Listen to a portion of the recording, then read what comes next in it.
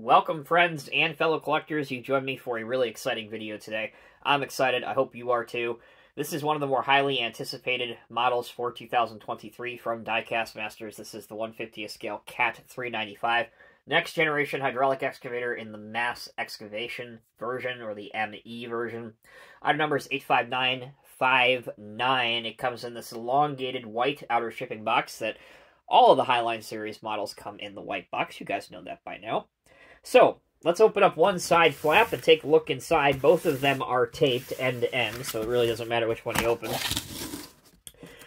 And then we are greeted with the white nylon bag, which protects the model's metal tin packaging.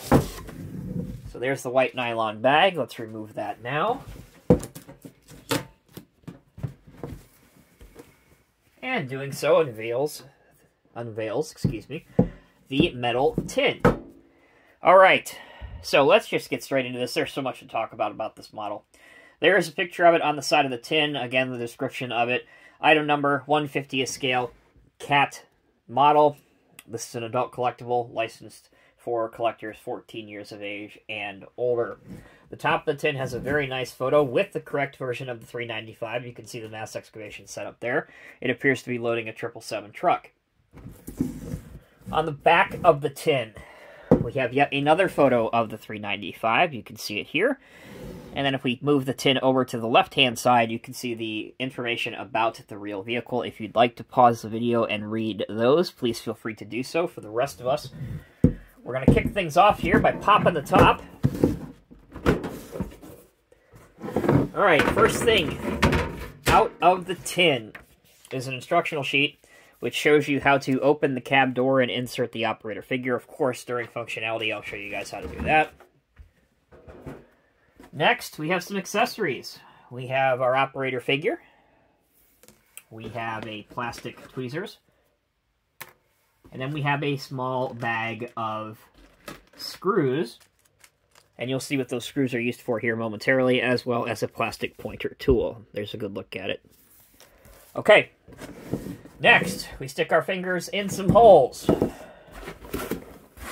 And we can finally get the first look at the model itself. And this tells you why the model's box is so long. It is the position of the excavator with the boom and stick and bucket out. We also see some additional rubber packaging around the excavator to keep it safe. So let's now take those out. This model does have a lot of detail and accent pieces on it, so you want to be very careful when you lift this thing up out of the box. Here we go. Last thing to do is to remove some plastic protection around the tracks. So there we go. And with the tracks now ready, we can get straight into the review. Alright, everyone, thanks for sticking with me. Let's go over some of the details and decals found on this large 395 model. We'll start on the left-hand side. You can make out CAT 395 by the help of a decal behind the operator's door. You can see CAT inside the seat, and if you use the pointer tool, you can open up the cab door, and you can see some detail that's inside the cab, which is really, really well done. Now, the catwalks, or the walkway outside the cab, they do have a textured finish to them, but they are not see-through or drilled through. Moving now towards the tracks and the track frame. A lot of times this is hard to see on camera since they're black, so the light has to hit it just right, but they are very detailed. It is tensioned, so if you wanted to take the tracks off, that shouldn't be an issue for you. You can see some steps here on the side of the track frame. Continuing on with the detail, the excavator has a falling objects protection structure on the cab. Another very sharp CAT logo. Several opening doors and panels, which, again, I'll touch on that once we get to functionality. Moving towards the rear of the excavator, you can see the large rear counterweight, and one of the suggestions that I would throw out for this model, hopefully this can be done before the second version of this is released, but I would love to see the counterweight be removable, as well as these lifting eyes have a small hole drilled through the center of them. Moving on to the right side, all of your decals, or excuse me, all of your grill detail is added via decals. Try saying that a couple times. Speaking of decals, there's plenty of warning labels, another CAT logo, another 395 logo. The hand and grab rails everywhere, including the mirror stand up here, that's all metal, and it is thin. It looks pretty good. The mirror over here on the right side does have a silver finish to it, but it is non-reflective. Okay, turn the excavator on its side, which is never something you want to do in the real world, but that allows us to see the detail up on top. So we zoom in nice and close. You can see the detail on top of there. And the hydraulic line detail all throughout the boom and the stick leading to the bucket. Okay, let's go over some detail on the front. Again, here's a really good look at the falling objects protection structure, or the ROPS on the cab guard. There's some lights here, which again are just there for looks. Flexible hydraulic lines. Your large 5-tooth bucket does have significant wear plating on the underside of it, which looks particularly good. The bucket is very, very heavy. In fact, it is almost too heavy for this boom and stick, and that is one of the slight flaws with this model, in my opinion. And again, I will touch on that once we get to functionality. Other details include the bolt detailing on the tracks underneath, which you can see very clearly. Here's what the bottom of the model looks like as well, with the Diecast Masters logo featuring very prominently at the rear. Alright guys, those are the details and decals. When we come back, I will show you all the functionality that you can expect from this $395.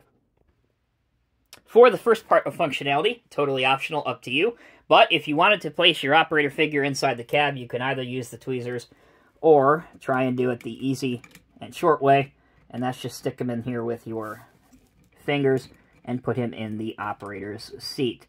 Now, many people don't know this, but the operator figure is actually adjustable slightly. You can move his hands around a bit so that you can get him depicted on inside the operator's seat. So if you want to do that, of course you can do that. And with some gentle persuasion and persistence, we finally have the operator figure inside the cab, if that's something that you'd like to do. Okay, continuing on with functionality. The metal tracks, as I said before, they are linked and spring-loaded, so they roll really, really well in either direction. As any excavator should, you can rotate it 360 degrees, as seen here. Now, for the boomstick and bucket functionality, everything you see here is die-cast metal. There's very little plastic used, and because of that, there's a lot of weight associated with this model. And, as you can see, because of the heft of the bucket, mine does not stay completely raised as it should, and falls right back down to the ground. Of course, this is something that really should have been rectified at the factory, but let's be honest, in any profession, oversights do happen, so my only suggestion would be that hopefully the second and third run of this model, when most collectors start to get theirs, that this problem is rectified, because this is unexcusable or inexcusable on a model of this much hype and this cost, and honestly, with the budget behind it from Caterpillar. So we got to get that fixed. Okay, now, curling it in, we can go to here, go down, so you can have a nice tucked up transport load if you were putting this model on a large lowboy, let's say like the Tow Haul off-road lowboy. To transport this effectively on a road, a paved road, you'd obviously have to do some disassembly, especially maybe with the stick and the boom, and maybe possibly taking the tracks off as well. Alright, other end of things, as long as you can hold it up with your arm, it will go out to there, which is pretty excellent.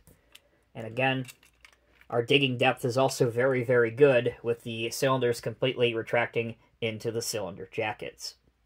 Now, we're not quite done with functionality yet, because, in my opinion, another selling point for this model is the many opening doors and hatches. Now, some collectors don't prefer these, but I think with this model in particular, it works because the hinges are actually pretty close to scale. They are painted, so they're just that little bit more discreet, and I just think it works well. So, enough talking. Let's get some of these open so you guys can see what they look like.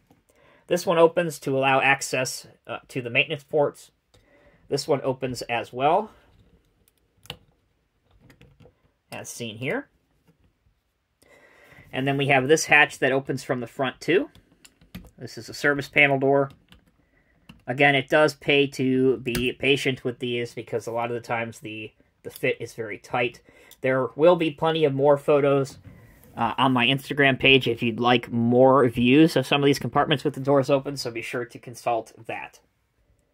We also have the opening engine panel, or opening engine hatch here. And again, this is another one of the doors with a really tight fit, but once you get it open, it is worthwhile because you can see the motor down inside. Okay, we got a few more panels to open, so let's continue going. Let's open up this one, which is different than it is on the other side of the machine. So there you go. Here's what the detail looks like inside. And then this door folds out the other way, so don't try and open it the same way you'd open that door. And again, I know it's a little bit hard to see, but you can see the large component inside. We are still not done with functionality. One more thing I want to show you guys is another thing that the collector community has been asking for a while now, and that is for the bucket to be removable. You can see that the bucket is fixed by a series of 4 screws. So what I'm going to do now is take a screwdriver. We're going to undo these screws right here, and you can see what the machine looks like with the bucket off of it. Alright everyone, I've just undone the final of the 4 screws, so we're going to carefully take the bucket off just like that. So, if you wanted to display your excavator without a bucket on it, or you wanted to add an aftermarket attachment of another variety, you can easily do that. Now, the bag of screws you saw during the unboxing, I think it's pretty obvious at this point what they are for, but they are some spares should you need to change out some stripped out screws and put the bucket back on. Also, something to note as well, with the bucket gone, you can see that the cylinders will hold the pose with everything extended out. So again, that only adds further to my theory that the heavy-duty die-cast bucket is what's causing the issues with the cylinders on your 395s. Okay, let's take our last break. When we come back, we'll see this model with a couple other similar-sized machines and what it looks like loading a comparable dump truck. Alright everyone, with the bolts back in, as we can see on the tin, it's loading a 777 truck, so why not bring in a 777 truck to pair it with? And again, because of the issues with the cylinders, it's not going to hold the boom completely up without it deflecting down over time. But as you can see, the two make an excellent display pairing, particularly when you have it paired with a 1/50th scale off-highway truck. And for the last part of our review, I promised you a size comparison with a similar size machine. So here is the older Diecast Masters 390 FL. Here is the new 395, the star of today's video. As you can see, they are very comparable in size, at least when displayed this way. Let's now do end-to-end. Here we go. If anything, shooting it this way, it gives the illusion that the 390 is actually a slightly bigger excavator. Okay, how about this way? There you go. And then front to front. All in all, I would have to conclude that they are a very similar-sized machine, the 395 and the 390. Although, obviously, the 395 is, 5 numbers larger than the 390. I definitely say they're around the same weight class, and of course, the 395 in the real world did replace the 390, so that would make sense. Alright guys, that will conclude this episode of Diecast Emporium. I know this review was a little bit longer than they typically are, but it allowed me to show you all of the functionality as well as it compared to the 390, which a lot of you asked for, as well as what it would look like loading a haul truck that it would work with in the real world. Overall, for just under $200, I do believe you get a lot for your model. That said, one of the biggest recommendations and suggestions that I would make, which is part of my job here at Diecast Emporium, is to fix the cylinders so that they are a little bit stiffer and that they are able to hold the weight of the boom and stick when it is fully out. Above that, beyond that, great model, priced affordably, with other models from different OEMs in this size class. And again, with the option to remove the bucket, I think it just adds the next level to it. That'll do it. Thank you all so much for watching. Until next time, take care, be well, be safe. I'll see you in the next review.